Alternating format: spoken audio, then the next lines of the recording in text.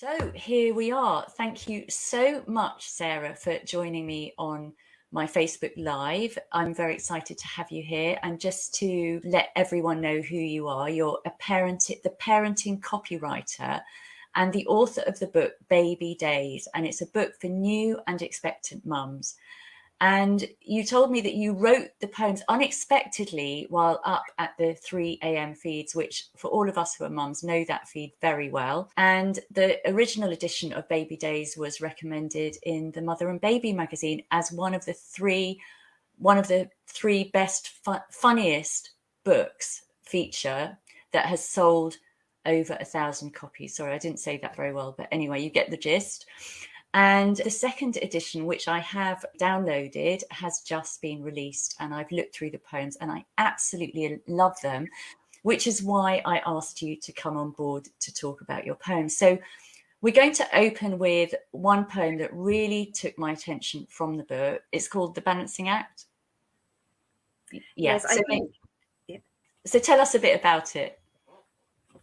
Right. Well, my poems came to me right out of the blue. I never set out to write a book. I certainly didn't expect to be writing poems during the 3 a.m. feeds, and I wasn't writing them as such. I was focusing on the feeds. And I think what happened was I'd had a long wait to have my baby, and I was 40 when I had him. Which wasn't through choice. We'd been together 15 years before we had him. It just didn't happen when we wanted it to.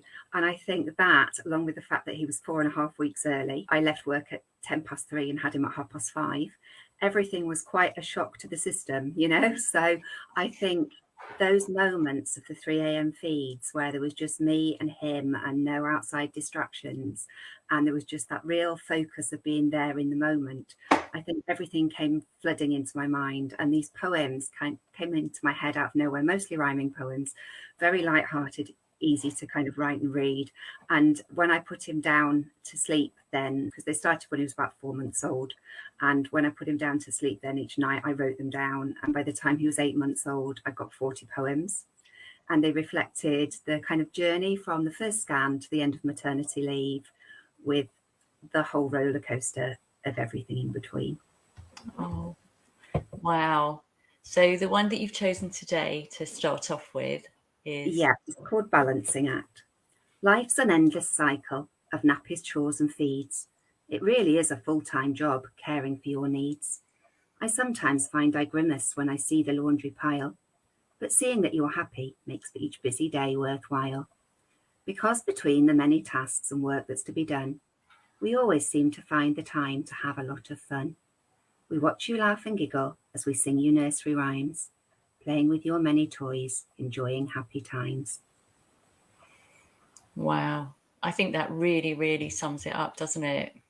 Yeah, and it is so different from before motherhood, isn't it? You're thrown into it, and then there is so much to balance, so much to juggle, so much to think about during those times. So I really love that. Is there anything about that poem that you want to share, like anything that when you think about that in particularly? Yes, and I just think it really is that balancing act, because you know that you've got the mum jobs to do, but you want to be spending your time with your baby.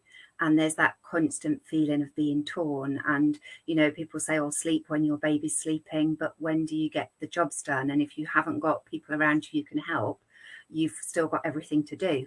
So, on one hand, you're doing all those jobs to spend more time with your baby, but then you're feeling the guilt that you're doing the jobs. And I think it is that kindless sort of endless cycle of loads and loads of things to do when you want to be spending your energy somewhere else. And it's getting that balance. So, nobody's expecting to come to a house that is immaculate like a show home when you're a new mum. They come to see you and your baby, and it's getting the juggle right so that you can achieve what you need to do, but what you want to do as well.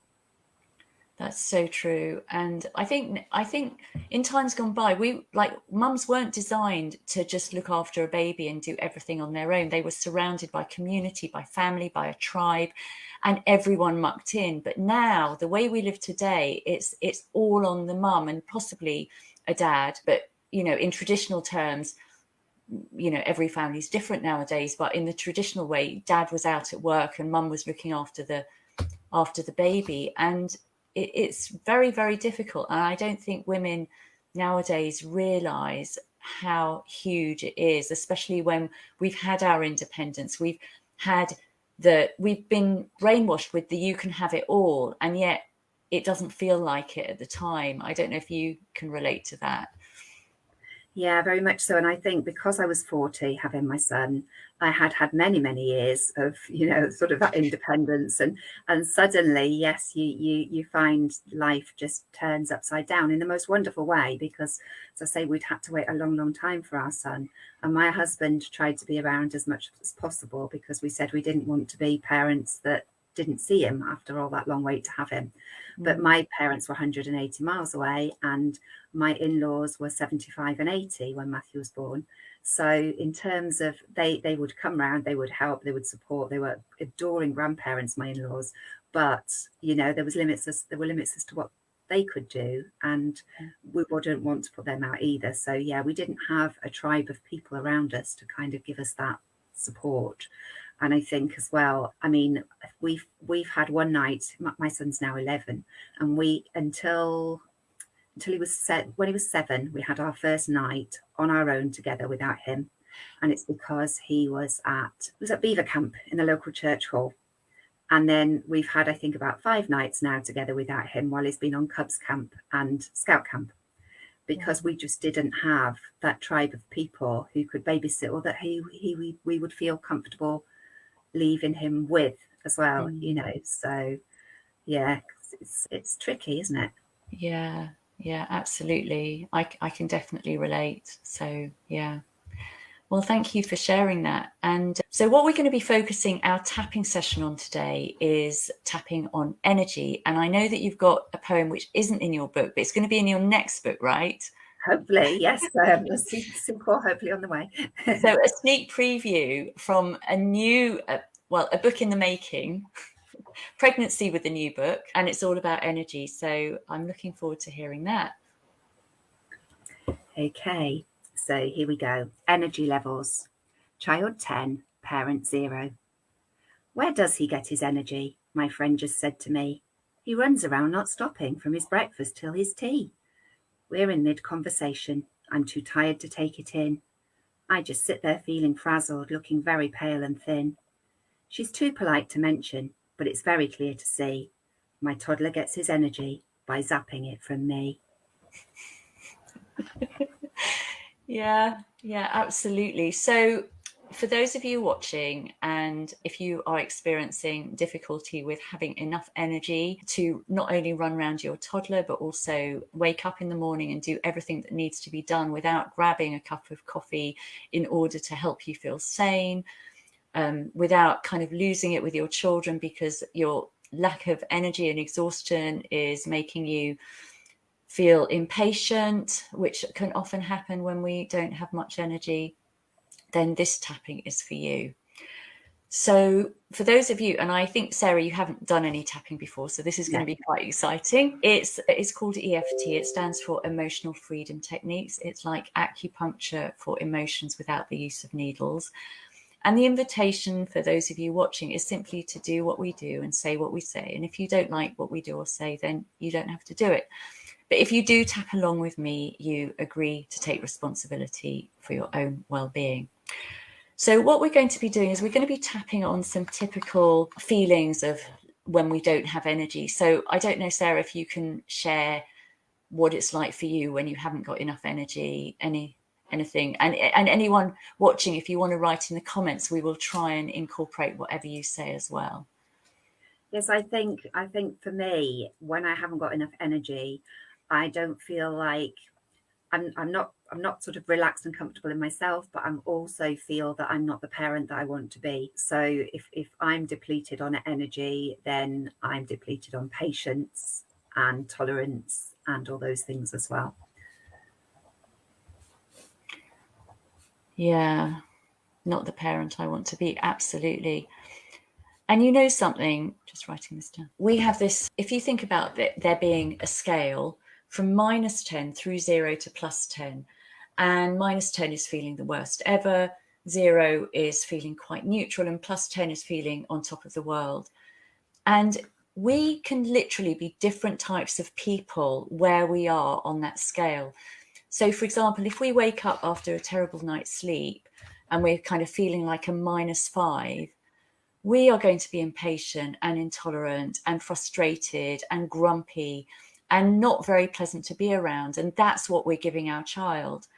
And one of the things that I've been focusing on recently in the post-pandemic, when we've had, like, generally speaking, and possibly personally speaking, so much stress, we tend to, it's much harder for us to get up the scale to that higher place.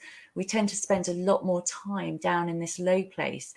And what does that give our children? Our children have been through the pandemic as well, and they've experienced whatever they've experienced, homeschooling, I don't know, lots of other challenges.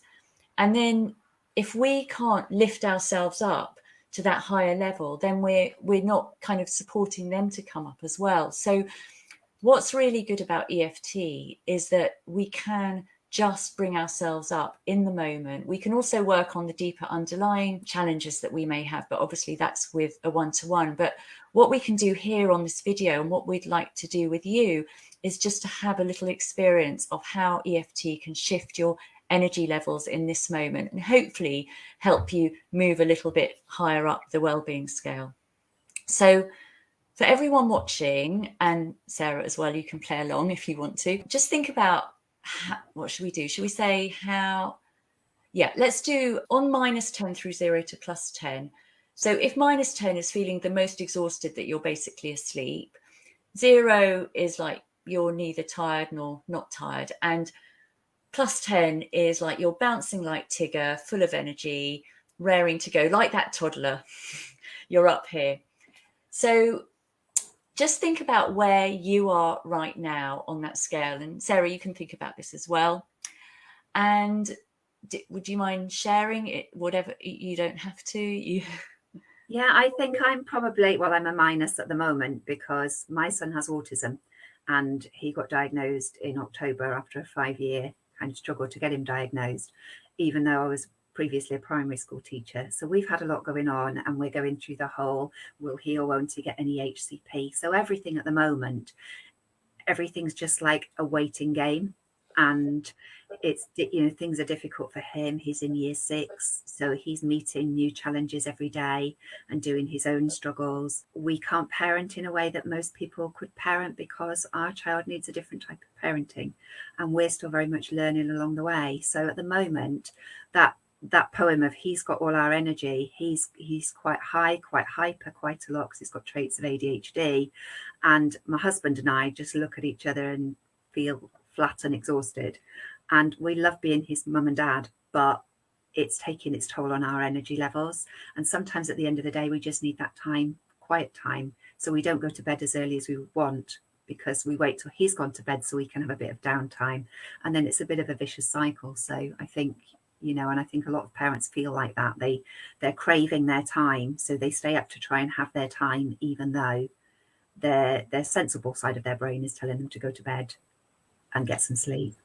Absolutely. It's so hard when there's no time for yourself to actually, do I go to sleep or do I just have some kind of me time in a way, which is also so important. So it's a real juggling. So yeah, no, I totally appreciate that.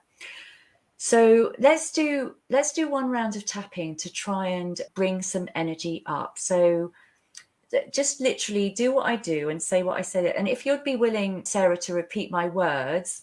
So It's the side of the hand, it's either side or both sides. It doesn't really matter. That's very interesting. What's that? Yeah, I'm just trying to, like that. Yeah, okay, I could, for some reason, your hand isn't in the picture. Yeah, that's it. Yeah. Yeah. So even though, I'm exhausted. I'm exhausted. My child is zapping all my energy. My child is zapping all my energy. And at the end of the day, even though my sensible brain is telling me to go to sleep, I need some me time. And so my sleep suffers. So my sleep suffers. Or my length of sleeping suffers, I should say. My length of sleeping suffers. And that makes me tired. And that makes me tired. And I accept that that's how it is right now. And I accept that that's how it is right now. So now what we're going to do, we're going to be tapping through the points, starting with the top of the head, either hand, either side. It doesn't really matter. So feeling tired. Feeling tired. And the beginning of the eyebrow, either side. All of this exhaustion. All of this exhaustion. And then the side of the eye, the end of the eyebrow. My child zapping all the energy out of me. My child is zapping all the energy out of me. And under the eye. And there's nothing left for me. And there's nothing left for me. Under the nose. And it means that I'm not the parent I'd like to be. And it means that I'm not the parent that I'd like to be. And on the chin. And it means that I'm not as patient as I'd like to be. And it means that I'm not as patient as I'd like to be. And on the collarbone, so it's the whole palm of the hand, just to slightly off center. And I'm not as tolerant as I'd like to be. And I'm not as tolerant as I'd like to be. And then under the arm on the bra strap. All of this exhaustion. All of this exhaustion. And then the beginning at the top of the head again. Juggling so much. Juggling so much. Eyebrow, not having enough sleep. Not having enough sleep. Side of the eye, waking up tired. Waking up tired. Under the eye, losing my patience. Losing my patience. And under the nose, not being the parent I'd like to be. Not being the parent I'd like to be. And on the chin. And as you tap on the chin, just notice how that makes you feel, that you're so tired, and maybe it's frustration, maybe it's disappointment. So just notice any feelings coming up for you now. And then tap on the collarbone. And notice where you feel those feelings in your body. So it could be tension in your chest, or tightness in your shoulders, or kind of like anxiety in your stomach. Just notice and be curious, and tapping under the arm now. And just if you're not sure what you're feeling, just notice that too. And top of the head. And as you notice or guess where you might be feeling that in your body, just imagine that emotion in that part of your body had a color, and then on the eyebrow point. And notice what that color might be. And if you don't know, make it up. Making it up is also good. And then side of the eye. And notice if there was a color that could really lift and lighten the color of that, say, more negative emotion. So let's say you had frustration in your chest and it was orange, and if there was a color that could lift and lighten that, notice what that color would be. Maybe it's white. And then as you tap under your eye, imagine, visualize, or get a sense that that new color is mixing and merging with the old color and lifting and lightening it as you tap under the nose, taking a nice deep breath in.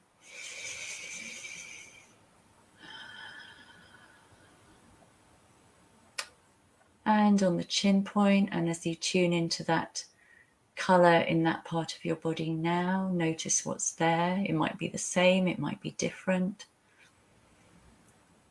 And on the collarbone point, and just imagine, visualize, or get a sense that there's another color, a new color that could mix and merge with the current color, lifting and lightening it. And as you tap under the arm, taking a deep breath in.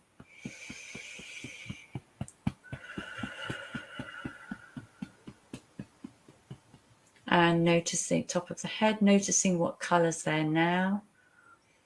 With curiosity, noticing if it's changed. Maybe it's the same, maybe it's changed. And noticing on the eyebrow point now, noticing how you're feeling now, whether the feelings change, the emotion, maybe it's the same, maybe it's different. And then side of the eye, noticing how your tiredness is, where you're noticing the tiredness in your body, and under the eye. And notice the sensation of that tiredness. So it could be like tiredness in your eyes, or it could be heaviness. And just imagine saying to yourself now, releasing, or you can say it out aloud, releasing that tiredness now. Releasing that tiredness now. And on the chin point, it's okay to let it go now. It's okay to let it go. It's okay, and on the collarbone, it's okay to let go of all the reasons that are making me tired. It's okay to let go of all the reasons that are making me tired. And on the under the arm, even if they make complete sense. Even if they make complete sense.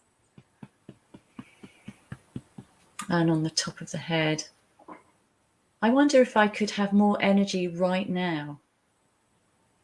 I wonder if I could have much more energy right now. And on the eyebrow, even though there are very good reasons why I'm tired. Even though there are very good reasons why I'm tired. And under the edge of the eye, I wonder what it would feel like. I wonder what it would feel like. And under the eye, to have a little bit more energy right now. To have a little bit more energy right now. And under the nose, I wonder what I would be feeling. I wonder what I would be feeling. On the chin point, if I did have a little bit more energy. I'm not sure I got what you meant. I don't know if you heard that. Lost my train of thought now. I'm open to the possibility. I'm open to the possibility. Of knowing and trusting. Of knowing and trusting. That it's okay to be just as I am. That it's okay to be just as I am. And on the eyebrow point, and it's okay to have a little bit more energy. And it's okay to have a little bit more energy. Side of the eye, it's okay to have a lot more energy. It's okay to have a lot more energy. Under the eye, it's possible to have more energy. It's possible to have more energy. And under the nose, it's possible for me to have more energy. It's possible for me to have more energy. On the chin, it's possible for me to have more energy. It's possible for me to have more energy. Even though there are good reasons for me to be tired. Even though there are good reasons for me to be tired. It's possible for me to have more energy. It's possible for me to have more energy. In a sustainable way. In a sustainable way. Even if I don't know how right now. Even if I don't know how right now. And just put your hands in the center of your chest, say transform, and take a deep breath. Transform.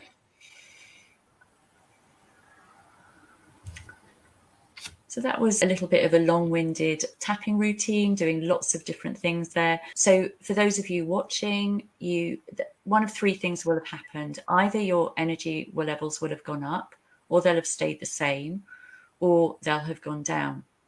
Now, if they've gone down, don't worry about that. I know that isn't the intention. But if you repeat this tapping, it will help to start lifting them up, because what happens is when the first time you tap, it can bring to the surface or can bring to your conscious awareness all the reasons why you might be tired.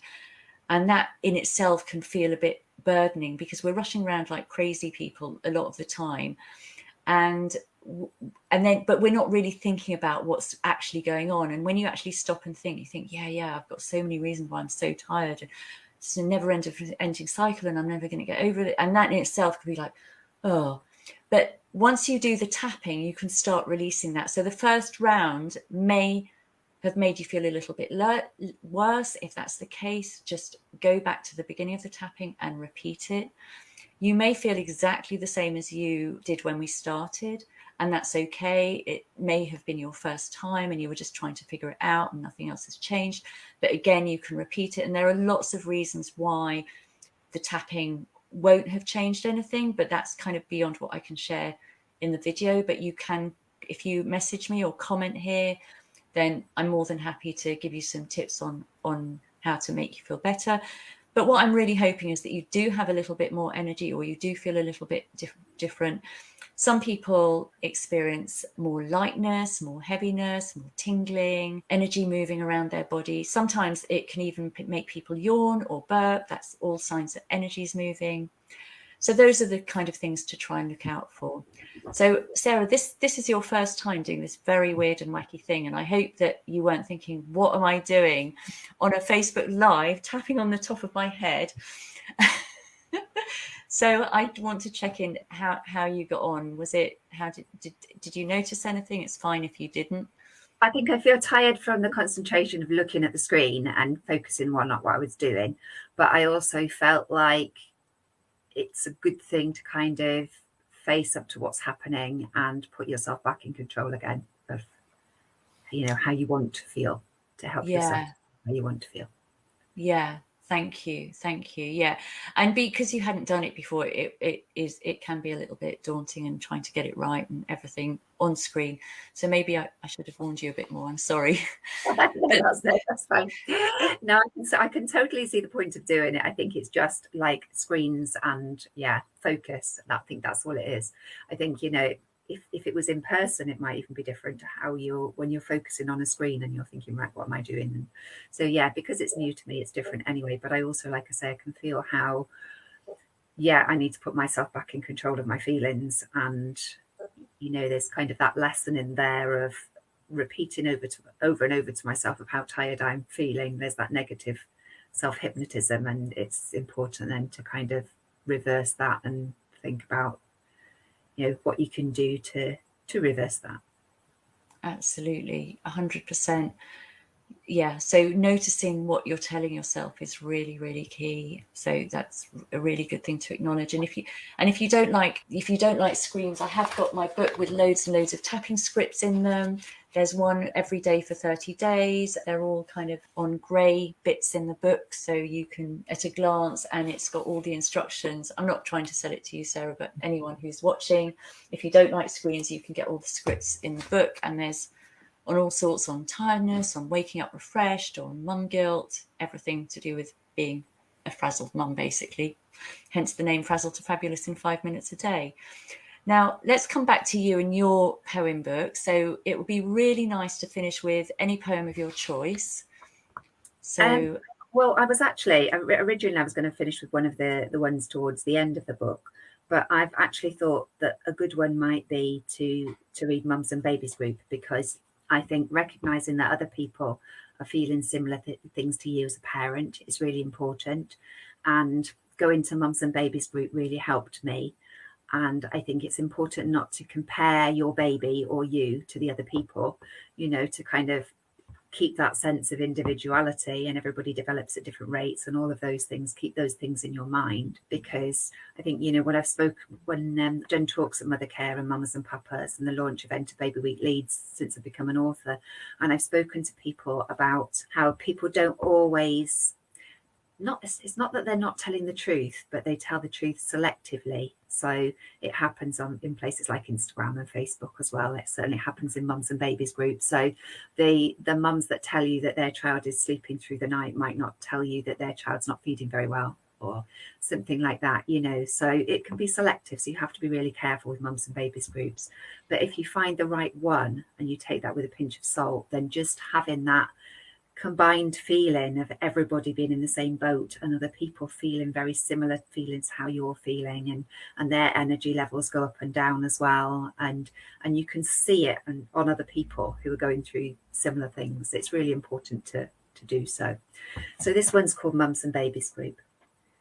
My local Mums and Babies Group helps to keep me sane, with adult conversation to stimulate my brain. When I am feeling anxious, it helps to get me through. to hear that all the other mums have fears and worries too. We talk about our babies and get stuff off our chest and reassure each other we can only do our best. We have a laugh and giggle about the week we've had, sharing our experience, the good things and the bad. By the time our tea is finished and we've put the world to rights, we're re-energized to face another week of sleepless nights. That's lovely. And I think it's not just, mums with babies. I think having an incredible support group of mums around you who you can really talk to, who you can say how it is without doing selective truths, I think is really where it's at. And it comes back to that community, doesn't it? That we've got a community of people around us who, even if they can't help us practically, they can help us by, listening and knowing that we're all going through the same things at the same time. Everyone's got a different variety of what they're going through, but everyone can relate to sleepless nights. Yeah, definitely. Yeah. And I think, I've just written a blog post for a magazine around making connections and the importance of making connections and being open to new connections, to find the right people that you need to be around at that right time. You can still hold on to friendships that you've had for many years, and that's still important too. But you need people who are kind of going through current things. And as an older mum, I find, that I've so much more in common with other people who've got 11-year-olds than I do with people my age in some ways, because many of them have got 20-year-olds, and so we don't connect in the same way because we're going through different experiences. They're still friends and they'll be lifelong friends because they always have been, but you need to pick the people who understand, I think, a bit where you are at that moment in time. Absolutely. I think that's really beautifully said. And where can people find more information about that blog article, about, your book if they want to buy it, and your website? Right. Well, it's coming up in a magazine called Baby Talk, but I have a website, which is the parentingcopywriter.co.uk. I also have a Facebook group called Parenting Business Connections for people whose ideal clients are parents and people who work with parents. And there's about 1,100 people in there. So it's a busy, growing group of supportive people in there. And it's great. So again, connections. So, and yes, I'm the parenting copywriter, so I do write articles, website copy, and various things for various places. In terms of the book, as Tamara said, is the second edition. So the front cover is exactly, trying to get the angle right. Oh yeah, it's coming up. Half a screen. There we go. Perfect. Yeah, so the front cover is the same as the old version, but the back cover has been remodernized and mentions that it got recommended in Mother and Baby magazine. I can't get the angle right on here. That's it. Yeah. Yeah. And inside the book, it's got, because it's been published by a different publisher, it's got cute little baby footprints. Oh yes. Numbers, which is lovely. So it's available on Amazon for $7.99, and there's more information and some more examples of poems on my website as well. So I think you've got all those links, haven't you, Tamara? Yeah. And just say the website name anyway. Yeah, the parentingcopywriter.co.uk. And there's a page about Baby Daze on that website. Fantastic. Sarah, thank you so much for giving me time out of your busy schedule. I really appreciate it. And I'm sure the mums watching will be really interested in your book. And thank you for joining me for some tapping. Thank you. It's been lovely to chat. You're welcome. Bye. Bye.